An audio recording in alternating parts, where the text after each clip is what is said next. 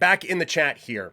Ryan Huska is sixth all-time Flames games coached at 248. How high does he climb? My goodness. So he's at 248 right now. Well, he's obviously like he's passing McNeil there. Connor has put up the list. He's actually fifth. Sutter is first at 404, then Johnson at 400, Hartley at 294, and McNeil at 241. So 294, that's 46 games away.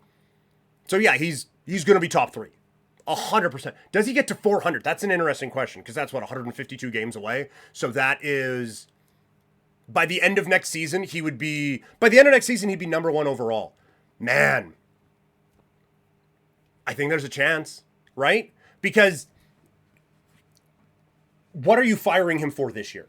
The thing that you would have to look at this year is if these guys don't develop and if these guys don't progress, right? Like, so I think a big thing for him this season is going to be the play of those young blue line guys, right? Like Nemec coming in, Parekh coming in. Is there development? Is there, progression in their play? And is there a little bit more offense to come? We talked about this a couple of weeks ago. I think Huska has a really important role on this team this season in being a little bit more flexible. And it has been frustrating because they've gone a defensive first system, and because that's kind of how you win with a roster that looks like the way it does. And his job, and this is not a knock on him, this is what he's supposed to be doing. His job is to try to win. You watch the Moneyball thing, and apparently they didn't really do kindly to Art Howe, who's a much nicer person than he's portrayed in the movie. Not the point. You look at but in that movie, Art Howe was saying look, the lineup card's mine. You give me the pieces. I figure out where they go. That's my job. And so for Huska, he doesn't have to worry about. It's not his job to worry about the draft pick and the tanking and stuff like that. It should never get into his head that losing is okay. It will make for a very long season for him because they're going to lose a lot. But he can never get it into his head that losing is okay because you don't want a losing culture and a losing atmosphere happening in your locker room. So he looked at the pieces that he had and was like, okay, well, let's try to lock this down because we're not outscoring anybody if we just get into a Wild West shootout. But now that it has gone from let's just give some kids a chance, let's see what they can do, let's get the process down, let's get that culture down. Now it's time for some of these guys to be able to reach their offensive potential. So Huska's going to have to let go of the reins a little bit. So I could see a world where he is the coach in the next couple of years, but he can't still be coaching this style, right? If we are talking about the Flames as the 31st highest scoring team in the NHL, which is second last or whatever, if they're bottom three in scoring middle of next season, then he's probably not the coach. There does need to be a little bit of progression now with some of these guys and not just in knowing how to lock games down and make them as uninteresting as possible. So do I think he's obviously going to be top three. After that, 400 again is 152 games away. God, it's right at the line, right? 84 this year, which is going to take some getting used to.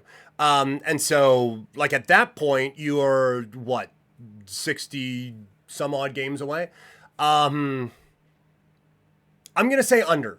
I don't know if he gets there. I don't think. I will say he firmly, obviously, I think he 100% finishes top three, but I don't think he gets up to Johnson Sutter category. So I will say he cuts off at 3. I think at some point they're going to look for the guy who, okay, Huska, we appreciate a lot of what you have done. Also, I would like to point out he has gotten a lot out of guys that we didn't expect him to, right? Guys have been able to join the NHL roster and just take off right away, and that's a skill, but there's also been a plateauing for some guys, and you don't like to see that. And there's even been some regression for some guys, and you don't want to see that. So I think that they're going to, a year and a half from now, be looking for the guy who can now get them into the playoffs. They're going to be looking for their win now coach a year and a half from now. So I'm going to say he cuts it off.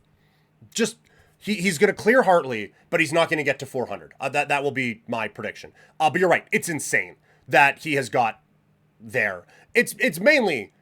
And someone else is bringing this up in the chat, talking about how bad the coaching has been. Oh, it's Pickle Rick right below. It's quite pathetic the amount of coaches the organization has gone through. I think 3 in the last 25 years moved on to head coach other NHL teams. Yeah, like that was the thing for a bit, is that guys would come here and then their next job is like Switzerland, right? Hardly.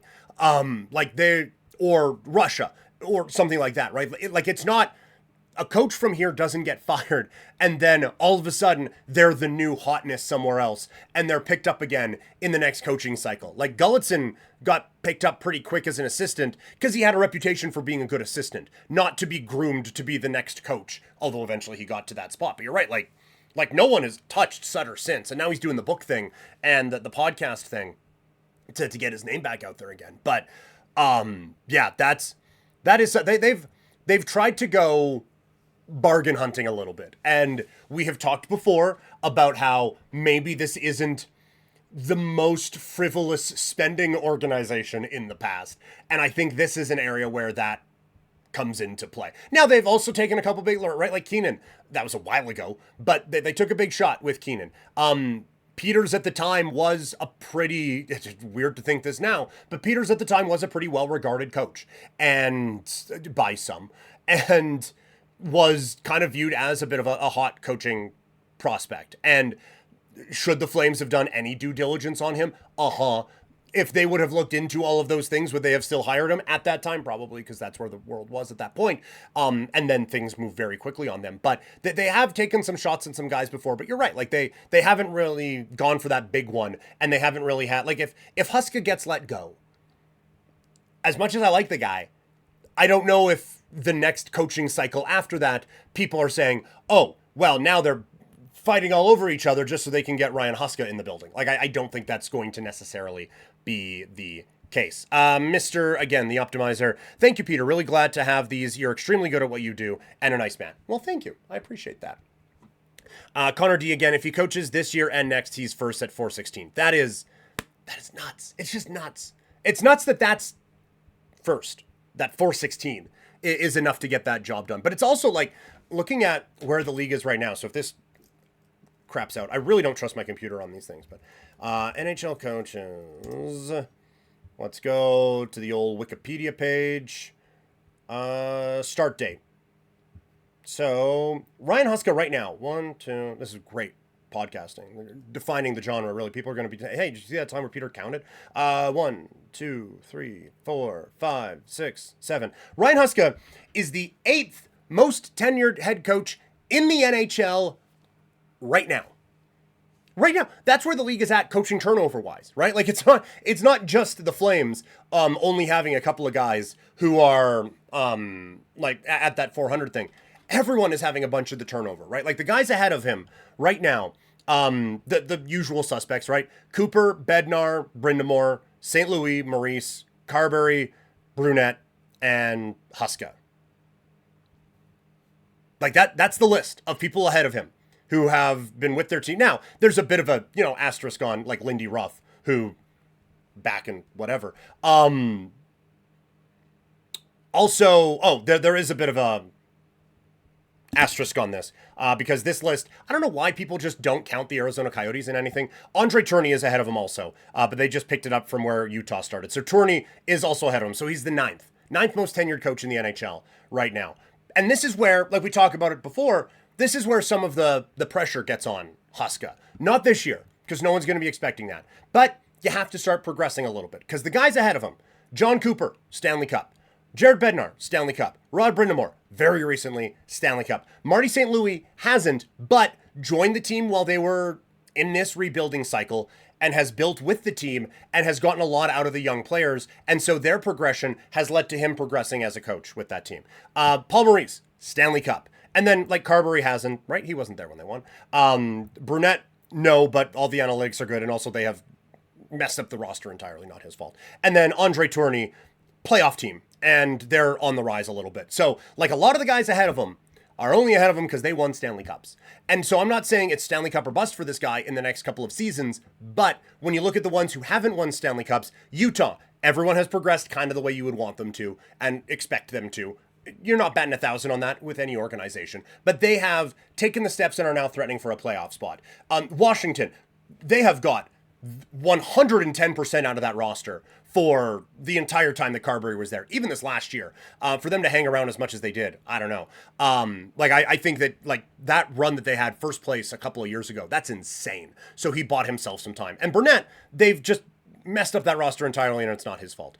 But we say that Huska has less wins than that dude does right now. So there's also that. So yeah, like it's nice to say like, hey, some guys have come up and done this thing, and this dude, like, he's set this culture. At some point, the development matters and the wins matter. Like, you can say all this stuff about all the other guys. Huska's the only one that it's, oh, we'll see. There hasn't been any of that real progression yet, so there is a bit of pressure on him, I think, absolutely there. Mace Taggart. Pete, remember, 90 to 97 points. I have not forgot, Mace. Great chemistry, very good at goal, very good on defense. The offense will be much better. Huska is a good coach. He is a good coach. Like, I'm being a little shitty on him now. He's a good coach. And he has, to the frustration of some, he has gotten the most out of a lot of the pieces on this roster and got a lot out of the sum of the parts of this, right? Like, for them to be tied for a playoff spot last year, you don't get that without him being a good coach. And to see, like, when Zary and Pospisil come up and they make an impact right away, Gridden making that impact right away, Coronado accepting the demotion and then rising up. And the Perek stuff, I didn't love that, but now he has come in and made a bit of an impact. This guy isn't batting 1,000 on decisions, not just player progression, but decisions that he has made. But you don't get what they've had without him being a good coach. So I do want to state that. Yeah, third longest tenured coach in a team's history. I mean, come on. Ninth longest tenured coach in the NHL. Ugh. But good coach, yeah, he's solid. He's solid at what he is doing. Mr. The Optimizer, excited for primetime Flames talks once the season is in swing. I'm with you. I'm enjoying like coming up with these and just talking about this stuff with you guys and just kind of shooting the shit. But yeah, I'm excited to actually have these games to talk about. Also, there will be a couple other things from me, Flames-wise, that'll be announced in the not too distant future. Not the big one. Don't get carried away on that. But there will be a lot of me on your screens, computer-wise and phone-wise, talking about the Flames this year. I promise you guys that. But we'll have a lot of it here on Couch Potato Diary. The Optimizer also saying, I like Huska. If for nothing else, he doesn't publicly drag players like coaches past. His criticism tends to be very constructive. That's the thing too, right? Like it is... you will know when he's not happy with guys. He's benched guys before. He's done the line blender thing. But it is always in the room. He doesn't want... And if there is a criticism of the guy, it's generally... If he's not happy with the guy, it's generally, I think even he would tell you he's not happy with it, which is the best sports cop-out if you're trying to not piss someone off too. Which also didn't work when I was tweeting about Sportsnet stuff, but that's neither here nor there. But he'll say like, well, this guy, like he knows he's not performing at his best. I think even he would tell you that, and we know what he's capable of, and he's not playing to that right now, and so that's it. Like it's always nice and gentle and just like, oh, well, yeah, I do want to try a little bit harder. The thing that I will always remember about Huska, I was doing play-by-play at the Rocky Mountain Classic at WinSport. This was last year. And get the roster, and a name obviously jumps out on the page, and it's Huska. And so you go to the team and be like, related? It's like, yeah, that's his kid. The Flames were on the road that night. Or they played an afternoon game, I think Colorado, but I'm not 100% sure. And that night, his Huska kid's playing, and he's there. Flew back, watched his kid play, and going to these things is so funny. Because, like, we joke about, like, the stereotypical hockey parents and stuff like that. Sometimes stereotypes are there for a reason. And so the amount of times I have heard something along the lines of, I don't care what your coach said, this is what you should do. Or a guy being like, yeah, why did you do that? Why is the coach doing this? Why is it that? You know who I haven't heard that from ever? Walking around seeing Huska down there and all of that? The coach of the Calgary Flames.